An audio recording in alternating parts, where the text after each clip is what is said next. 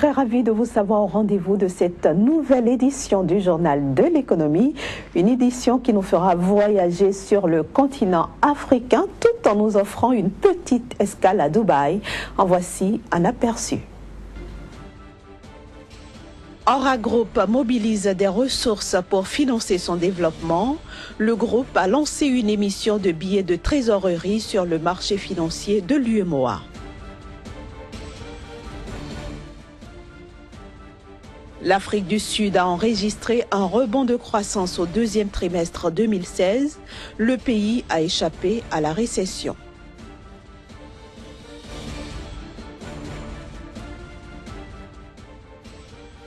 Enfin, nous irons à la découverte de Agrobusiness, une web TV créée au Burkina Faso pour promouvoir l'agriculture africaine. 35 milliards de francs CFA, c'est la somme que recherche le groupe bancaire Aura Group à travers une émission de billets de trésorerie par appel public à l'épargne sur le marché financier de l'UEMOA. L'opération va se dérouler en plusieurs tranches. La première sera clôturée le 31 septembre prochain et vise à lever 20 milliards de francs CFA. La seconde tranche de 15 milliards de francs CFA va se dérouler au début de l'année 2017. Il faut dire que l'emprunt s'étend sur une période de 18 mois pour un taux d'intérêt de 5,75% brut par an. L'Afrique du Sud échappe de justesse à la récession en enregistrant au deuxième trimestre 2016 un taux de croissance de 3,3%, ceci après une baisse de 1,2% au premier trimestre. C'est du moins ce que révèlent les chiffres officiels publiés mardi. Ce rebond s'explique par une forte progression du secteur minier, plus 1,8%, nourri par l'augmentation de la production de platine, dont l'Afrique du Sud est le numéro 1 mondial. En effet, selon l'Agence nationale des statistiques, la croissance du produit intérieur brut est de 3,3% pour le deuxième trimestre 2016. L'industrie manufacturière affiche également de bons résultats au deuxième trimestre, en hausse de 8,1%. En revanche, le secteur agricole, touché par la grave sécheresse qui frappe l'Afrique australe depuis 2 ans, subit un léger recul, moins 0,8%. Il s'agit de la meilleure croissance trimestrielle enregistrée par le pays depuis le 4e trimestre 2014.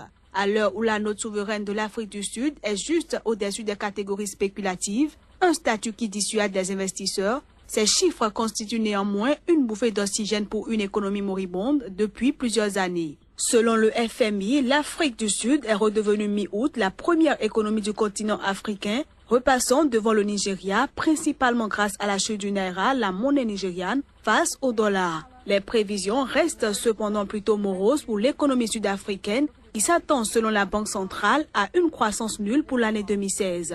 Le produit intérieur brut sud-africain a progressé de 1,3% en 2015. Notons que l'Afrique du Sud est confrontée à un chômage endémique qui touche 27% de sa population active et près de la moitié des jeunes. L'inflation y dépasse 6% et le rand sud-africain a perdu plus de 30% de sa valeur face au dollar depuis 2 ans. Près de 2000 produits considérés comme superflus seront interdits à l'importation en Algérie. Un groupe de travail chargé de dresser la liste de ces produits a été mis sur pied dans le pays, laquelle liste sera ensuite adressée aux banques du pays qui devront se préparer à l'interdiction des domiciliations bancaires de ces produits. Toute cette procédure devrait être achevée avant l'adoption de la loi de finances 2017. L'objectif de l'opération est de stopper la chute des réserves de change du pays, occasionnée par les sorties de devises liées aux besoins de consommation, ainsi que par la baisse des cours du pétrole. Et puis une chaîne de télévision consacrée à la promotion et à la valorisation de l'agriculture a été lancée au Burkina Faso, dénommée Agrobusiness. Cette chaîne de télévision, une initiative du journaliste Inoussa Maïga, est diffusée sur le web et sur téléphone portable avec pour ambition de changer l'image souvent mauvaise de l'agriculture auprès des jeunes Africains.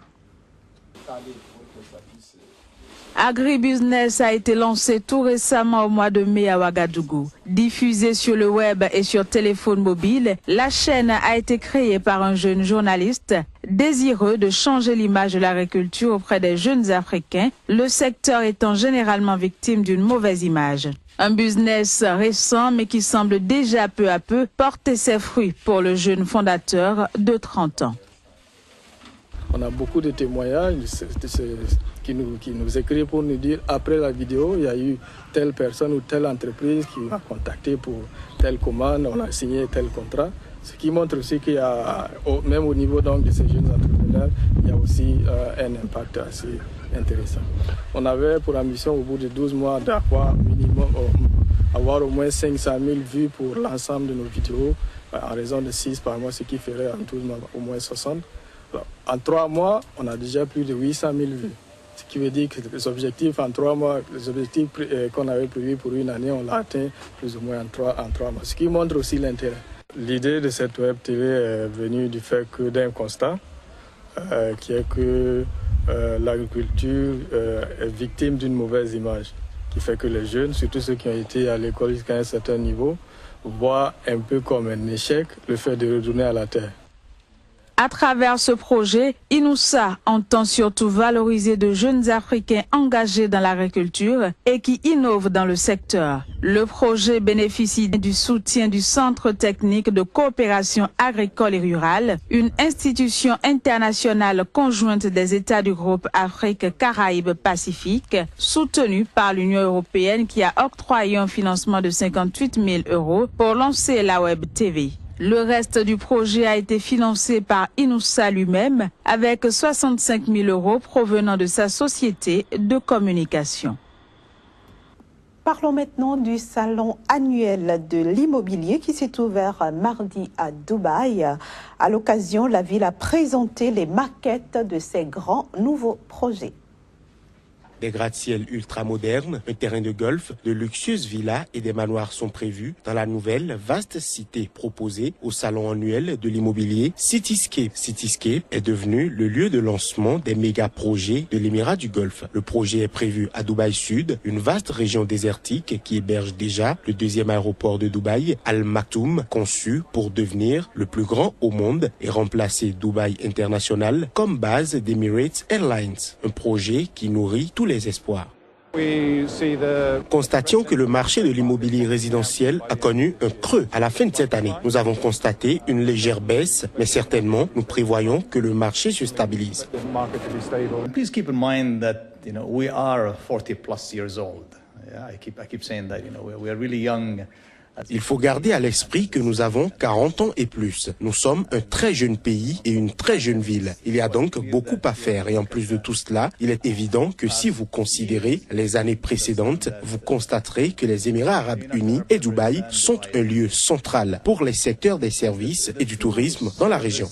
Business, tourism, hub of the region. Notons que Dubaï attire les investissements immobiliers depuis que l'Émirat a ouvert en 2002 le secteur aux étrangers. Les prix de l'immobilier ont bondi à un rythme effréné jusqu'à la crise financière mondiale qui a frappé l'Émirat endetté en 2009, provoquant un effondrement des cours. Retour sur le continent africain, plus précisément au Bénin, un pays qui affiche un faible taux de bancarisation. Et nous allons en parler juste après la transition avec notre chroniqueur Casimir Pédian.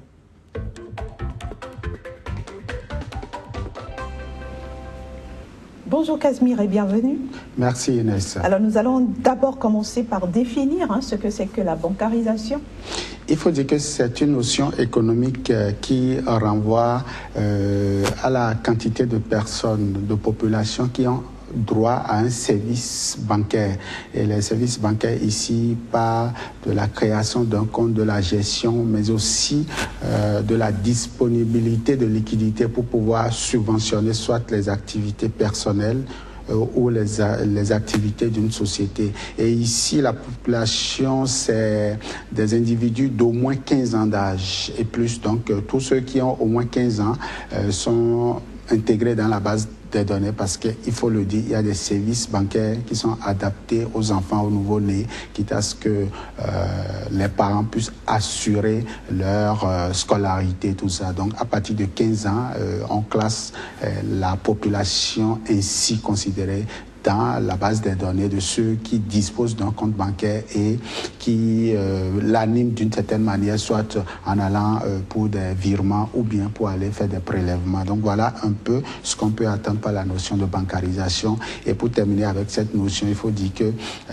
pour mieux circonscrire, la Banque centrale essaie de revoir ce taux-là selon les pays ou bien selon la zone UEMOA, ou bien ça peut aller au-delà, et aussi selon le temps.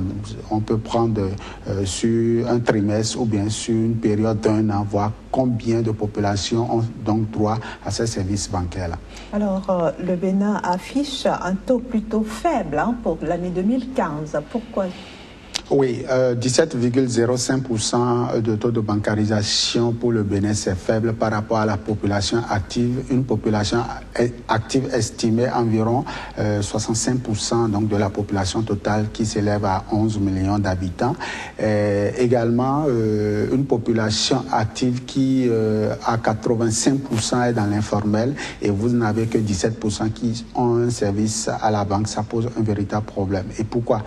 Parce que premièrement, le Bénin a hérité d'une certaine tradition en termes de conservation de leurs ressources. Le Béninois préfère garder ses sous pas devant lui, ou bien aller dans ce qu'on appelle au pays les tontines, voilà, les épargnes traditionnelles. Les Béninois préfèrent cela parce que c'est beaucoup plus pratique, et puis ils sont en contact direct avec les individus et peuvent prendre facilement leurs sous. Mais aussi, le véritable problème, c'est que les services bancaires au Bénin ne sont pas accessibles à la cible, si j'ose parler ainsi. Les services sont difficiles. Parfois, c'est des pièces à fournir dont la population n'a forcément pas.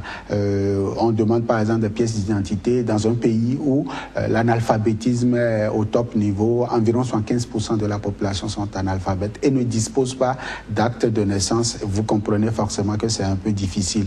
Et au même moment, l'accès à ces services, lorsque par exemple vous allez pour les retraits, vous passez pratiquement 1 heure, 2 heures de temps à pouvoir opérer, ou bien quand vous voulez retirer vos sous, on vous pose tant de problèmes. Donc aujourd'hui, le Béninois préfère garder ses sous pas devant lui, quitte à ce que, bon, dès qu'il en a besoin, il puisse aller facilement les essayer. Donc aujourd'hui, au Bénin, un peu comme dans la sous-région aussi, les services bancaires ne sont pas adaptés à notre climat, et il va falloir aujourd'hui que les banques puissent trouver le mécanisme pour pouvoir se rapprocher davantage des populations afin de pouvoir capitaliser ces ressources financières qui sont soit dans leur salon, soit dans leur chambre, ou parfois même dans